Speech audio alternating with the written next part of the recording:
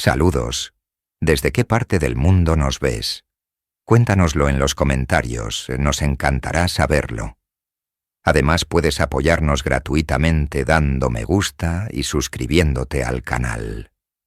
En la historia del trono de Crisantemo, la dinastía reinante más antigua del mundo, el poder ha sido tradicionalmente un bastión masculino.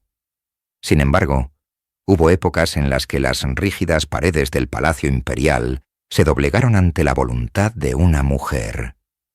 Desde antiguas reinas chamanas hasta emperatrices que desafiaron a la corte y princesas que sacrificaron todo por el deber, hoy descorremos los velos de seda para revelar las historias de las mujeres que gobernaron Japón. Prepárense para un viaje a un mundo de poder, protocolo y profundas tragedias personales, donde el destino del imperio descansaba en manos femeninas. En el albor de los tiempos, antes de que existieran los emperadores y las cortes, el panteón sintoísta era el escenario de dramas cósmicos. De este reino celestial emerge la figura más luminosa y fundamental de la mitología japonesa, Amaterasu o Mikami, la diosa del sol. Su leyenda, narrada en las crónicas del Kojiki y el Nihon Shoki, no es solo un cuento de deidades, sino la piedra angular sobre la que se construiría la legitimidad de la línea imperial. Amaterasu nació del ojo izquierdo del dios creador Izanagi, y se le encomendó gobernar la llanura del alto cielo. Su existencia pacífica fue interrumpida por los actos violentos de su hermano, Susanoo, el dios de las tormentas. Aterrada y ofendida por su profanación de los campos de arroz celestiales y los telares sagrados, Amaterasu tomó una decisión drástica. Se retiró a la cueva de roca celestial, Amano Iwato, sumiendo al mundo en una oscuridad perpetua. Los dioses, desesperados, idearon un plan. Colocaron un espejo sagrado, el Yata no Kagami, frente a la cueva, y comenzaron una celebración ruidosa y alegre. La curiosidad pudo más que el agravio. Amaterasu se asomó, y al ver su propio reflejo deslumbrante en el espejo, quedó fascinada el tiempo suficiente para que los otros dioses la sacaran y sellaran la cueva. Al regresar, la luz volvió al universo. Este mito establece un precedente crucial. El poder supremo, la fuente de toda vida y orden, emana de una figura femenina. Amaterasu envió a su nieto, Ninigi no Mikoto, a la tierra para gobernar, entregándole los 3 tesoros sagrados, el espejo que la atrajo, la joya Yasakani no Magatama y la espada Kusanagi no Tsurugi.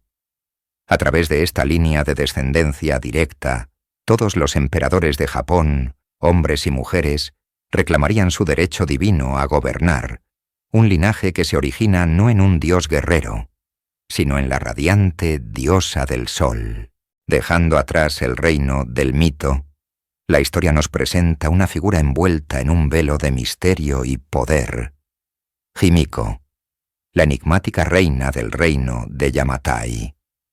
Nuestra principal fuente de conocimiento sobre ella no proviene de textos japoneses, sino de crónicas chinas del siglo III, las memorias de los 3 reinos. Estos registros describen a una soberana que llegó al poder después de un largo periodo de guerra civil entre los reinos de Wa, el antiguo nombre de Japón. Himiko no era una reina guerrera.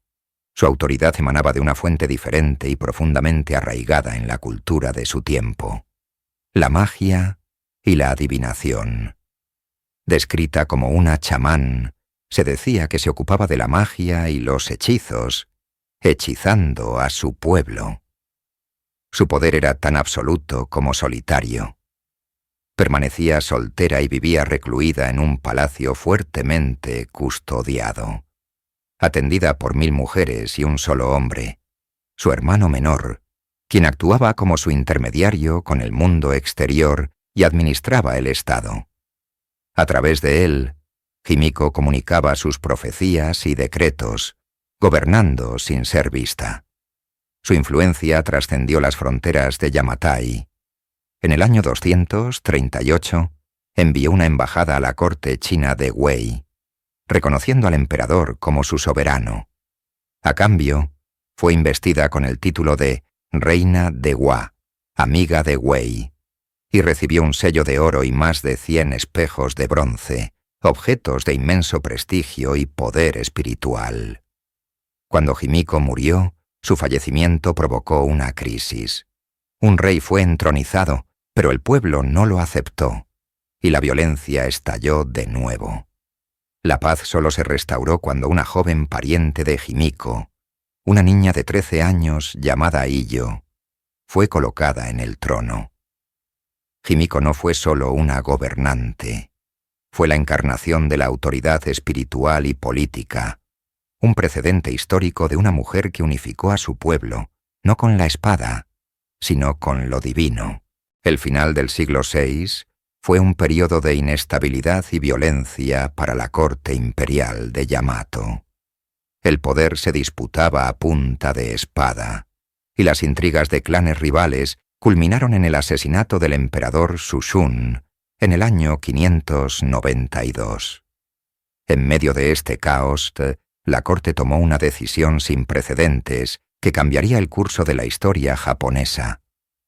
En lugar de nombrar a otro príncipe, la elección recayó en la princesa Nukatabe, consorte del difunto emperador Bidatsu y media hermana del asesinado Sushun. Al ascender al trono del crisantemo, adoptó el nombre de Suiko, convirtiéndose en la primera mujer en la historia registrada de Japón en ostentar el título de emperatriz reinante. Su ascenso no fue un simple acto de conveniencia, fue una maniobra política magistral. Suiko, vinculada por sangre tanto a la casa imperial como al poderoso clan Soga a través de su madre, era la candidata perfecta para unificar las facciones enfrentadas y restaurar el orden. Sin embargo, no gobernó sola. Su reinado se define por el triunvirato de poder que formó con dos de las figuras más influyentes de la época. Su sobrino, el brillante príncipe Shotoku, a quien nombró regente, y el líder de su clan materno, el astuto Soga no Umako. Juntos, Suiko y Shotoku inauguraron una era de profundas reformas. Promulgaron la Constitución de los 17 artículos, un código moral y político basado en principios budistas y confucianos que buscaba centralizar el poder del Estado. Establecieron el sistema de rangos y gorras en la corte, sentando las bases de la burocracia imperial. Bajo el patrocinio devoto de Suiko, el budismo floreció, convirtiéndose en la religión del Estado y dejando un legado de templos magníficos como el de Horyuji. Su reinado, que se extendió por más de 35 años, fue uno de los más largos y transformadores del período Asuka, demostrando que una mujer podía no solo ocupar el trono, sino también presidir una edad de oro de la cultura y la política. Y detrás del ascenso de la emperatriz Suiko y la política de la corte de Asuka, se encontraba la influencia omnipresente de un clan, los Soga. Su historia es un testimonio de cómo el poder femenino, no solo en el trono sino detrás de él, podía dar forma al destino de la nación. Los Soga, una familia de inmigrantes de la península coreana, ascendieron en prominencia a través de dos estrategias clave: su temprana adopción y defensa del budismo, y una política de matrimonios increíblemente astuta. Comprendieron que el camino más seguro hacia el poder era a través de los aposentos imperiales. Durante generaciones, las hijas del clan Soga fueron entregadas como consortes a príncipes y emperadores. Esto significaba que los futuros herederos del trono tendrían sangre Soga corriendo por sus venas. El clan no solo se convertía en pariente político del emperador, sino en sus abuelos, tíos y primos maternos, una posición de intimidad e influencia sin igual. La emperatriz Suiko era el producto por excelencia de esta estrategia. Su madre era Kitashihime, hija del patriarca, Soga no Iname. Su entronización fue, en gran medida, una victoria para su tío materno, el formidable Soga no Umako, quien consolidó el poder del clan de manera definitiva. Las mujeres Soga no eran meros peones. Como consortes imperiales y madres de futuros emperadores, ejercían una influencia considerable dentro del palacio. Eran las guardianas de la conexión entre el clan y el trono, educando a sus hijos y actuando como intermediarias en las complejas negociaciones de la corte. Su estatus como matriarcas de la familia más poderosa del reino les otorgaba una autoridad que, aunque no oficial, era innegable.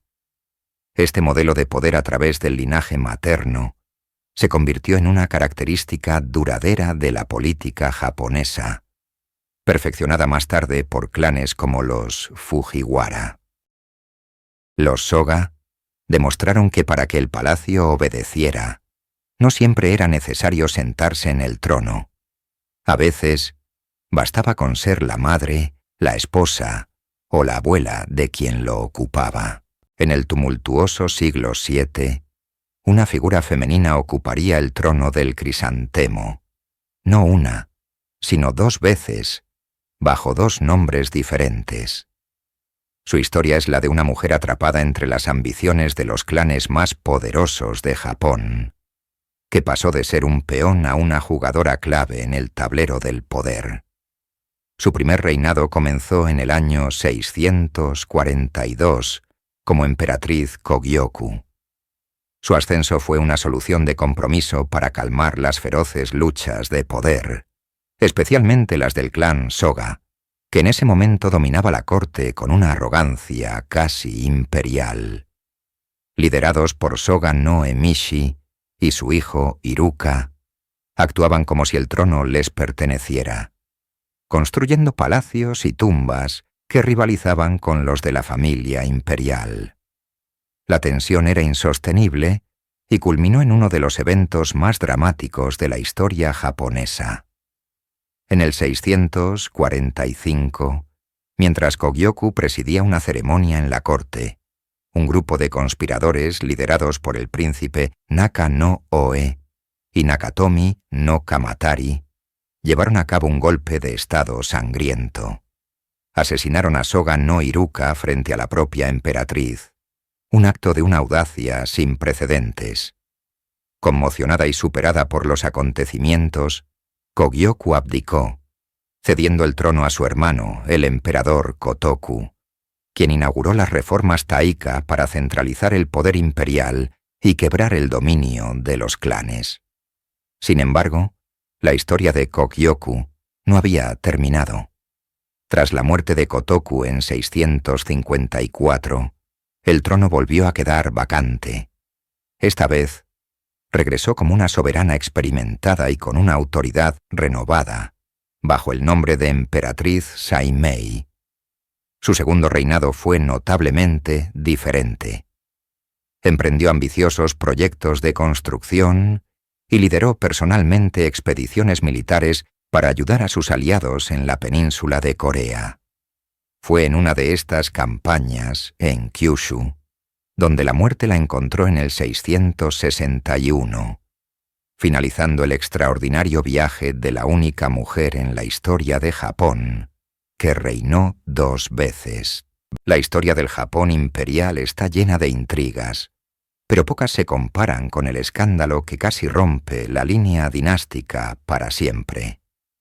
En el centro de esta tormenta se encontraban una emperatriz devota y un monje carismático y ambicioso. La emperatriz Koken ascendió al trono en 749, una mujer de profunda fe budista que continuó el legado piadoso de su padre. Sin embargo, su vida daría un giro drástico tras abdicar en 758. Aquejada por una enfermedad, buscó consuelo en la fe y conoció a un monje llamado Dokyo, quien supuestamente la curó con sus rituales y oraciones. Agradecida, la emperatriz retirada lo colmó de favores, otorgándole una influencia y un poder sin precedentes en la corte. Esta cercanía desató la furia del emperador reinante, Junin, y del poderoso clan Fujiwara. La tensión escaló hasta que Koken, apoyándose en el poder que había acumulado, depuso a Junin y reclamó el trono para sí misma en el 764, reinando esta vez como emperatriz Shotoku. Con ella en el poder, la ascensión de Dokyo fue meteórica. Recibió los más altos títulos ministeriales y fue nombrado rey del Dharma, una posición que lo colocaba casi a la par de la soberana. El escándalo alcanzó su punto álgido cuando Dokyo, o sus partidarios, presentaron un supuesto oráculo del santuario de Usa Hachiman, que declaraba que la paz reinaría en Japón si Dokyo era nombrado emperador. Era un desafío directo a la creencia sagrada de que solo un descendiente de la diosa del sol Amaterasu podía gobernar. La corte quedó paralizada. Para verificar la profecía, la emperatriz envió a uno de sus cortesanos más leales, Wake no Kiyomaro, de vuelta al santuario. Este regresó con un mensaje inequívoco y desafiante. El trono pertenecía únicamente a la línea imperial. La ambición de Dokyo fue frustrada. Poco después, la emperatriz Shotoku murió sin nombrar un sucesor, y el monje fue despojado de todos sus títulos y exiliado, poniendo fin a uno de los episodios más peligrosos para la supervivencia del trono del crisantemo. Tras la muerte de la emperatriz Shotoku, en el año 770, algo cambió fundamentalmente en la corte imperial japonesa. Aunque 8 mujeres habían ocupado el trono del crisantemo en los 2 siglos anteriores, pasarían casi 1000 años antes de que otra mujer volviera a hacerlo.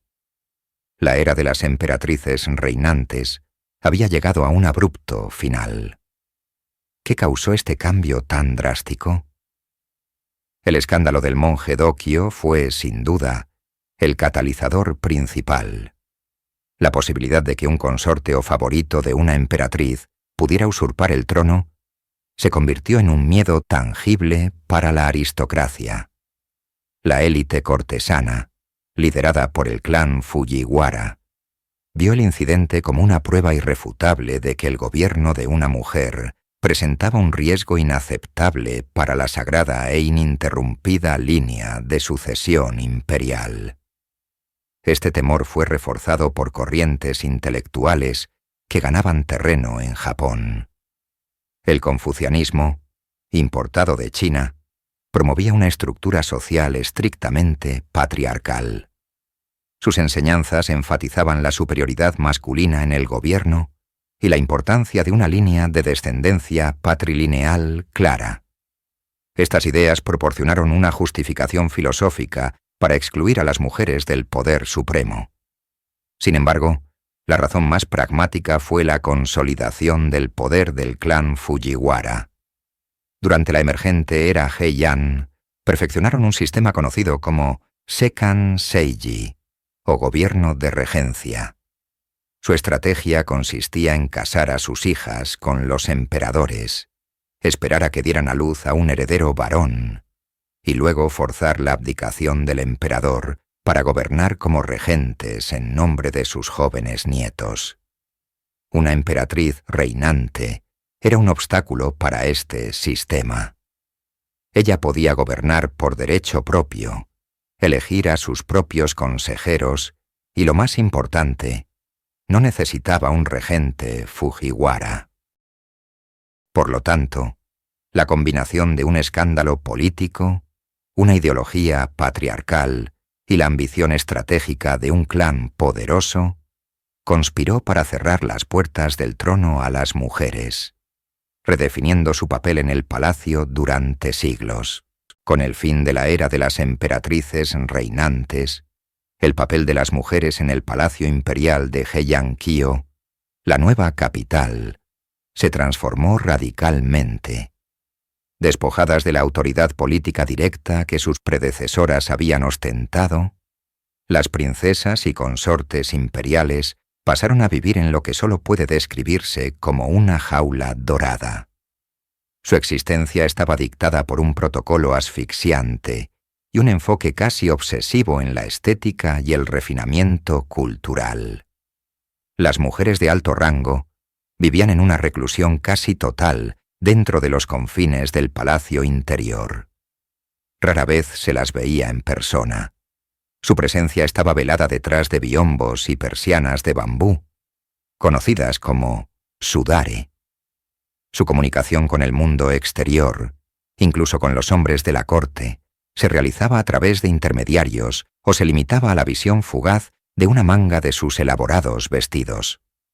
Su vestimenta, el junihitoe, o túnica de 12 capas, era una obra de arte en sí misma, pero también un atuendo pesado y restrictivo que limitaba sus movimientos.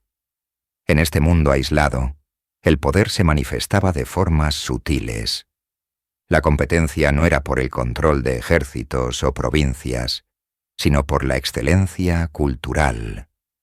El valor de una dama de la corte se medía por su habilidad para componer poesía waka, su elegante caligrafía, su talento para tocar el koto y su capacidad para mezclar inciensos con fragancias evocadoras. Sin embargo, detrás de esta fachada de arte y belleza se libraba una feroz batalla política. Como peones en las estrategias matrimoniales del clan Fujiwara, la principal función de estas mujeres era ganar el favor del emperador y dar a luz a un heredero varón.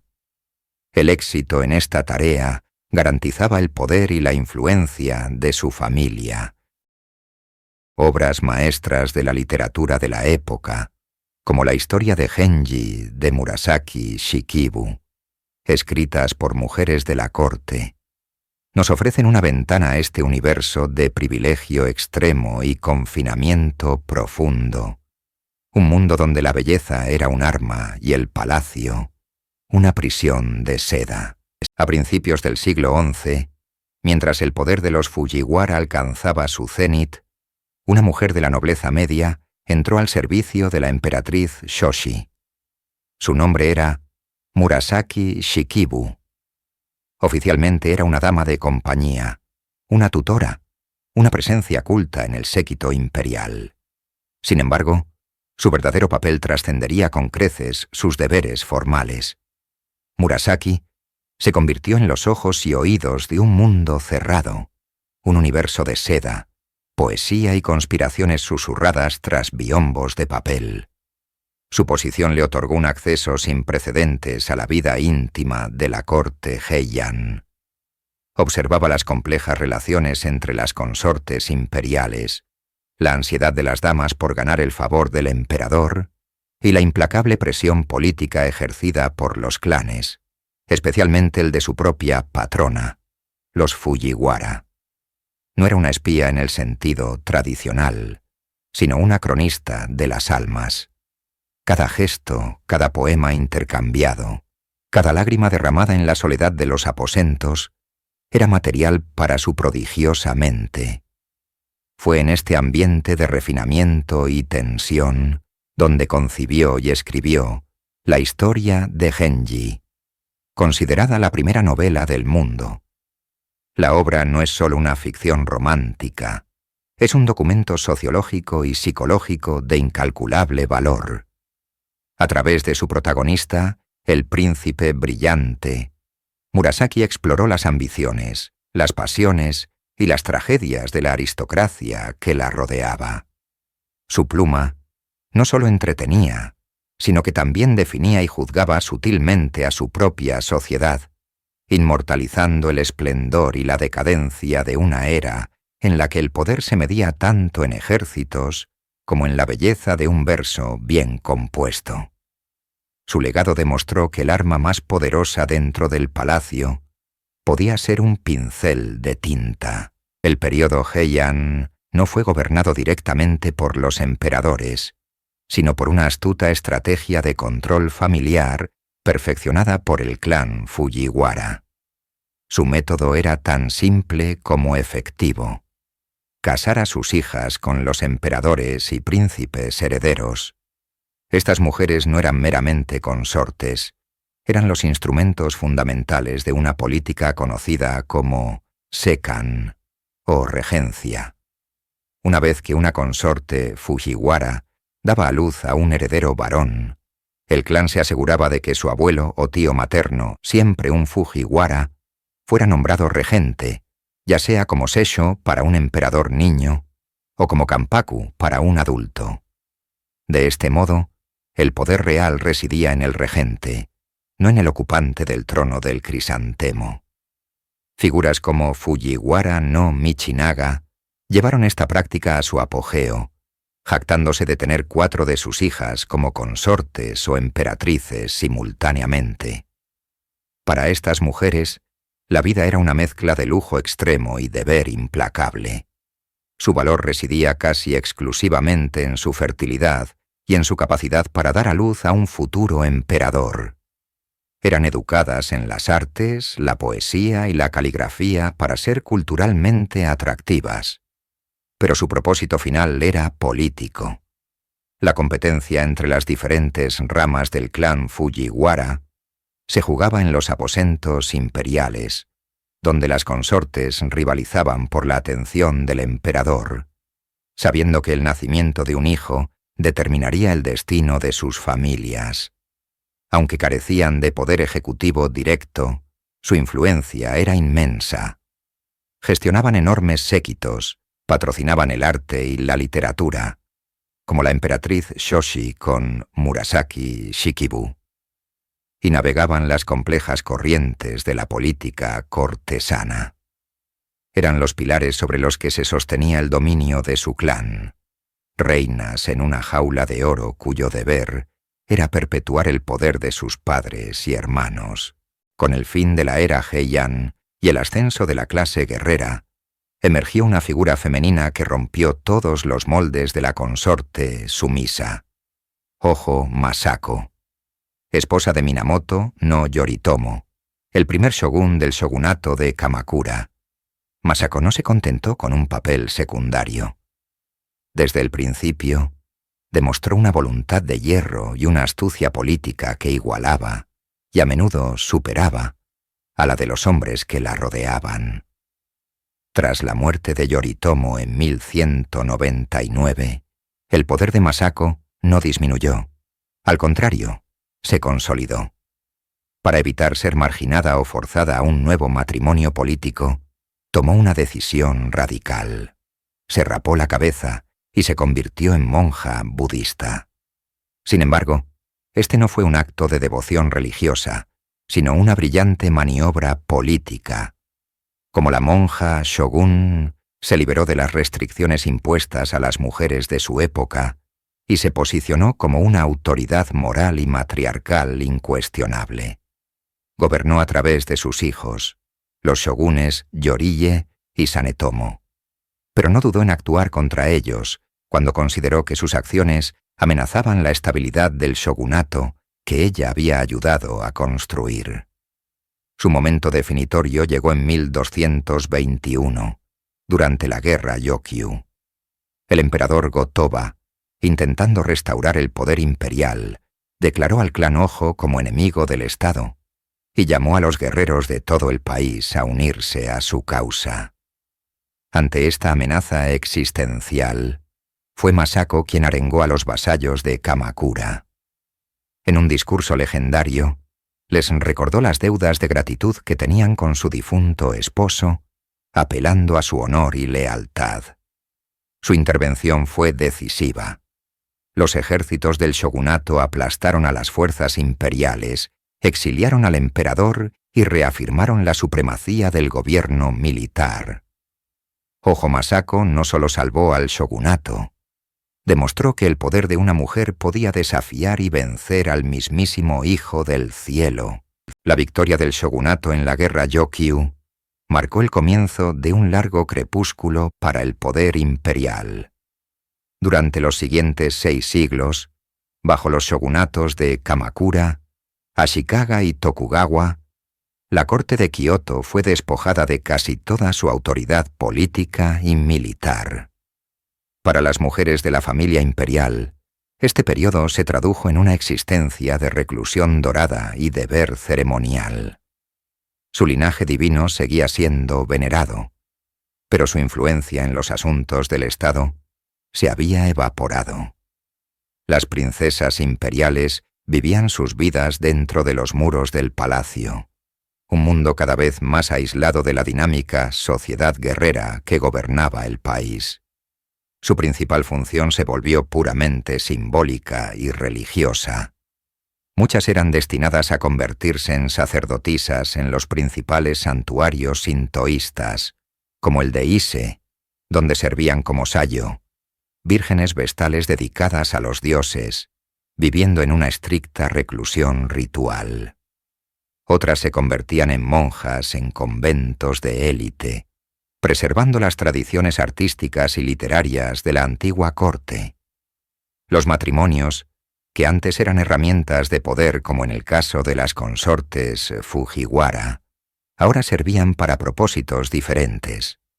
Ocasionalmente, una princesa imperial era casada con un shogun o un poderoso daimyo, pero no para que la familia imperial controlara al guerrero, sino para que el guerrero pudiera legitimar su propio poder añadiendo el prestigio de la sangre imperial a su linaje. Estas mujeres pasaban de una jaula dorada a otra, su valor reducido a su genealogía. Mientras las esposas e hijas de la clase samurái a menudo gestionaban propiedades y participaban en las estrategias de sus clanes. Las princesas imperiales se convirtieron en guardianas de una tradición impotente. Eran símbolos vivientes de una soberanía perdida, realizando antiguos ritos en palacios empobrecidos, mientras el verdadero poder se decidía con la espada a cientos de kilómetros de distancia. En el corazón del siglo XVII, mientras el shogunato Tokugawa consolidaba su poder férreo sobre Japón, el crisantemo imperial presenció un evento inusual. Tras la abrupta abdicación del emperador Go-Mizunoo, su hija de tan solo 5 años, la princesa Okiko, ascendió al trono como la emperatriz Meisho. Su entronización en 1629 no fue un resurgimiento del poder matriarcal, sino una calculada maniobra política. Su madre era Tokugawa Masako, hija del shogun, y su ascenso fue una estrategia del shogunato para asegurar su linaje y control sobre la corte imperial, colocando a una figura dócil y de sangre Tokugawa en la posición más sagrada del país. Meisho se convirtió así en la primera mujer en reinar en más de 850 años, pero su reinado fue, en esencia, una regencia simbólica. El poder real residía en el castillo de Edo, no en el palacio de Kioto. Los documentos de la época la describen como una figura solitaria y ceremonial, su vida dictada por un rígido protocolo diseñado para mantenerla aislada de cualquier influencia política externa. Su principal deber era servir como un puente temporal hasta que su medio hermano menor, el príncipe Sugihito, tuviera la edad suficiente para gobernar. Durante sus 14 años en el trono, el país fue gobernado por los shogunes Iemitsu y Ietsuna. En 1643, fiel al plan original, abdicó en favor de su hermano, quien se convirtió en el emperador Go-Komyo. El breve paréntesis del reinado de Meisho se cerró, demostrando que aunque una mujer podía ocupar el trono, el palacio, en esa era, obedecía a los señores de la guerra. Su vida posterior fue tranquila y dedicada a las artes y la religión, lejos del juego de poder que la había colocado en la cima. Más de un siglo después del reinado de Meisho, el destino volvió a colocar a una mujer en el trono del crisantemo. En 1762, tras la prematura muerte de su hermano, el emperador Momozono, la princesa Toshiko ascendió como la emperatriz Go Sakuramachi. Su ascenso, al igual que el de sus predecesoras, fue una solución temporal para asegurar la línea de sucesión. actuando como regente hasta que su sobrino, el futuro emperador Go-Momozono, alcanzara la mayoría de edad. Sin embargo, Go Sakuramachi no fue una simple figura ceremonial. Se distinguió como una mujer de gran intelecto y talento artístico, una consumada poetisa y calígrafa cuyo trabajo era muy respetado en los círculos culturales de Kioto. Su reinado, aunque breve, de apenas 8 años, fue un período de estabilidad cultural. A diferencia de otras emperatrices reinantes, su influencia no terminó con su abdicación en 1771. Continuó siendo una figura poderosa y respetada dentro de la corte, actuando como consejera y guardiana de su joven sobrino, y tras la muerte de éste, de su sucesor, el emperador Kokaku. Su consejo era buscado y su autoridad moral, innegable. Se convirtió en una especie de matriarca imperial, una guardiana de la tradición y el decoro en una era de paz precaria, con el poder del shogunato mostrando las primeras fisuras. Go Sakuramachi fue la 8ª y última mujer en la historia de Japón en ostentar el título de emperatriz reinante. Su muerte en 1813 marcó el fin de una era milenaria. Con ella se cerró un capítulo extraordinario, y el camino al trono quedaría, por ley y para siempre, reservado exclusivamente a los hombres, transformando el rol de las mujeres imperiales de manera irreversible. La segunda mitad del siglo XIX trajo consigo una tormenta de cambios que sacudió los cimientos de Japón. La restauración Meiji de 1868 no solo derrocó al shogunato Tokugawa, sino que redefinió por completo la naturaleza y el propósito de la monarquía. El emperador fue devuelto al centro del poder político y simbólico. Pero esta restauración vino con una modernización que alteró fundamentalmente el papel de las mujeres en la casa imperial. La antigua tradición de las emperatrices reinantes, como Go Sakuramachi, fue abolida formalmente. La ley de la Casa Imperial de 1889, inspirada en modelos prusianos, estableció una estricta sucesión agnaticia, prohibiendo explícitamente que una mujer ascendiera al trono del crisantemo. El rol de la emperatriz fue completamente reinventado. Ya no era una soberana potencial, sino la consorte del soberano, un nuevo arquetipo diseñado para la nueva era. Su papel se desplazó del poder político directo a la influencia social y simbólica. Se esperaba que la emperatriz fuera la madre de la nación, un modelo de virtud femenina, caridad y modernidad. Debía ser el rostro amable del trono, encarnando la compasión y el deber, mientras su esposo representaba la autoridad y el poder del Estado. Esta nueva emperatriz debía navegar en un mundo dual.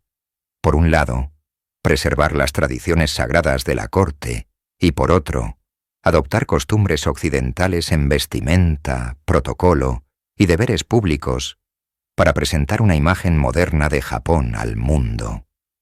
El palacio ya no obedecía a una mujer como gobernante, sino que ahora le asignaba un nuevo e influyente deber: ser el corazón de la nueva nación imperial. La primera en encarnar este nuevo y desafiante rol de consorte imperial fue Haruko Ichiyo, quien se convirtió en la emperatriz Shoken al casarse con el emperador Meiji. Rompiendo con siglos de aislamiento imperial, Shoken se convirtió en una figura pública sin precedentes. Fue la primera emperatriz consorte en desempeñar un papel activo fuera de los muros del palacio, estableciendo el modelo para todas sus sucesoras. Su nombre quedó indisolublemente ligado a la filantropía y al progreso social. Fue una firme defensora de la educación femenina en un momento en que era una idea revolucionaria, apoyando la creación de la Escuela de Señoritas de Tokio y la Escuela Pieres. Sin embargo, su legado más perdurable se forjó en el campo de la ayuda humanitaria. Durante la primera guerra sino-japonesa, la emperatriz Shoken se convirtió en una figura central en el apoyo a la recién fundada Sociedad de la Cruz Roja Japonesa. Visitaba hospitales, ayudaba a preparar vendajes y utilizaba su posición para recaudar fondos y concienciar a la población sobre el trabajo de la organización. Su compromiso fue tan profundo que en 1912, durante una conferencia internacional de la Cruz Roja en Washington, D.C., estableció el Fondo Emperatriz Shoken. Este fondo, financiado con una donación personal, fue diseñado para apoyar las actividades de la Cruz Roja en tiempos de paz en todo el mundo. Sorprendentemente, el fondo sigue activo hoy en día, distribuyendo subvenciones para proyectos humanitarios a nivel global. La emperatriz Shoken demostró que, aunque la ley le negara el poder de gobernar, podía ejercer una inmensa influencia. Transformó su papel de consorte en una poderosa plataforma para el bien social, convirtiéndose en un faro de compasión y modernidad. En el corazón del imperio Showa, tras las impenetrables murallas del Palacio Imperial, se desarrollaba un drama silencioso que definiría el futuro de la monarquía.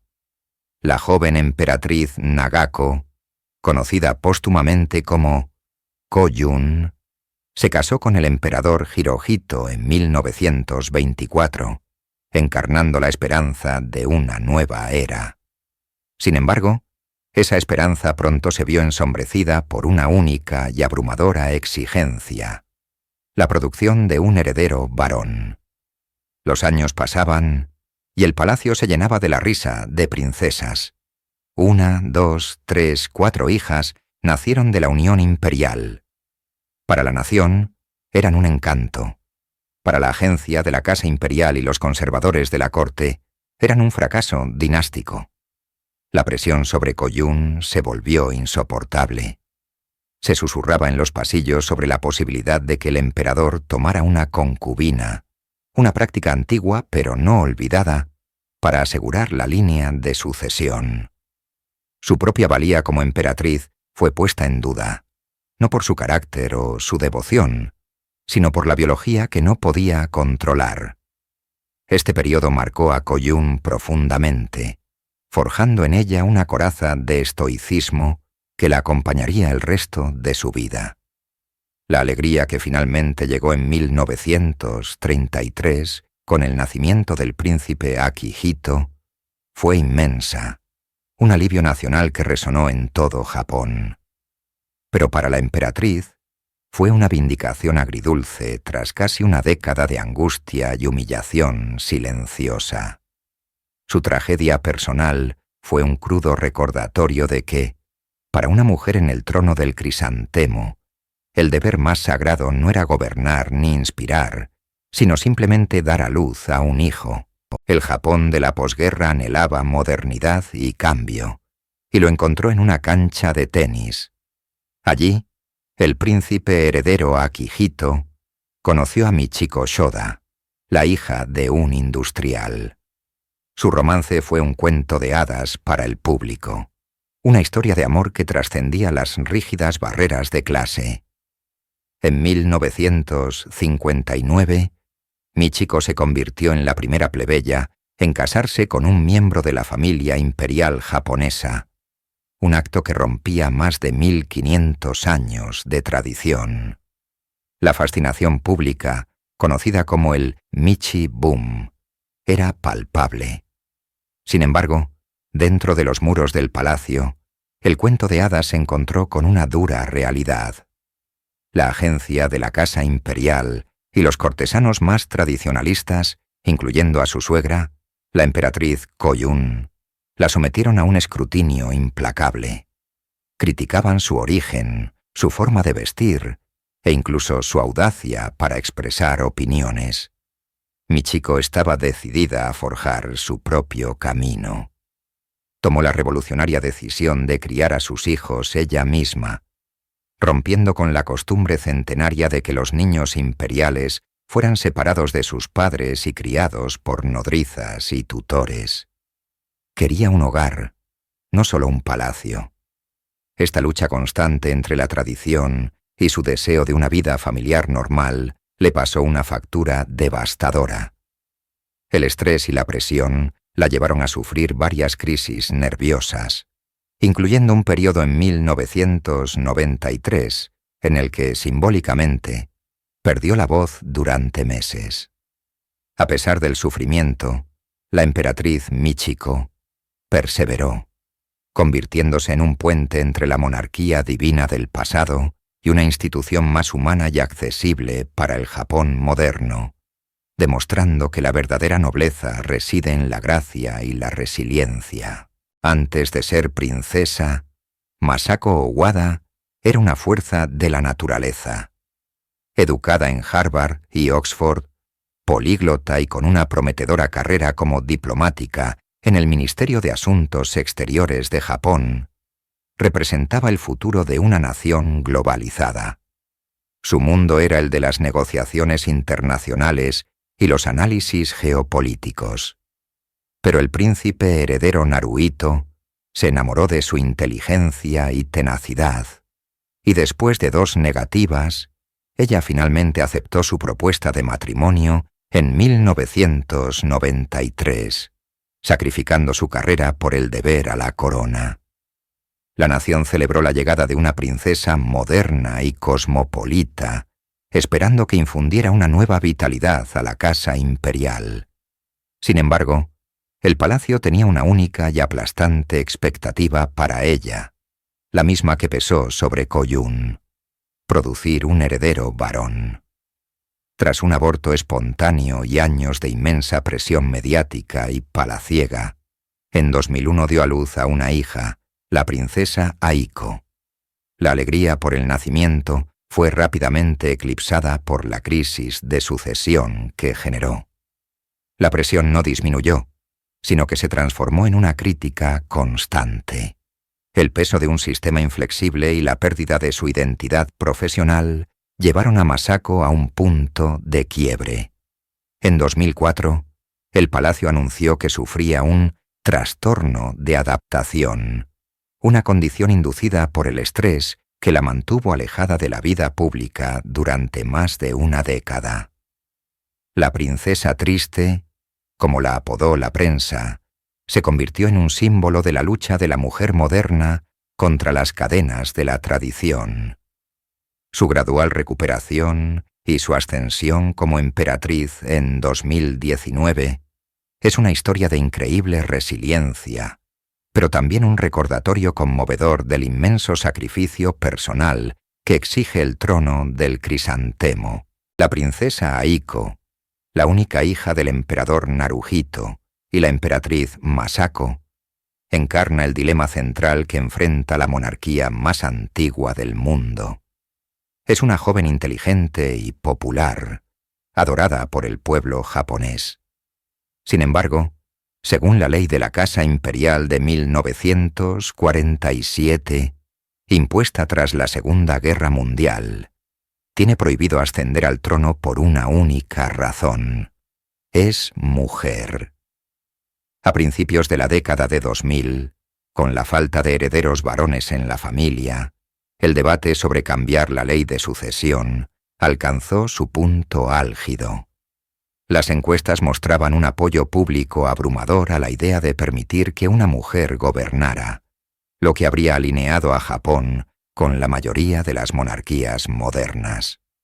Parecía que el cambio era inminente, que Aiko podría convertirse en la primera emperatriz reinante en más de 2 siglos. Pero todo se detuvo abruptamente en 2006, con el nacimiento de su primo, el príncipe Hisahito.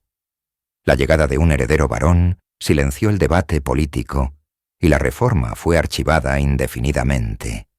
Hoy, el futuro de la monarquía descansa sobre los hombros de un solo joven. Para Aiko, el futuro es profundamente incierto. Si decide casarse con un plebeyo, la ley actual la obligaría a renunciar a su título imperial y abandonar la familia, un destino que ha reducido drásticamente el número de miembros activos. El dilema de Aiko no es solo personal. Es el dilema de una nación atrapada entre el profundo respeto por la tradición y la necesidad innegable de evolucionar. El futuro del trono del crisantemo puede depender de la respuesta que Japón decida dar a la pregunta de qué valora más: una línea de sangre masculina ininterrumpida, o la mujer que podría estar perfectamente capacitada para liderarlo.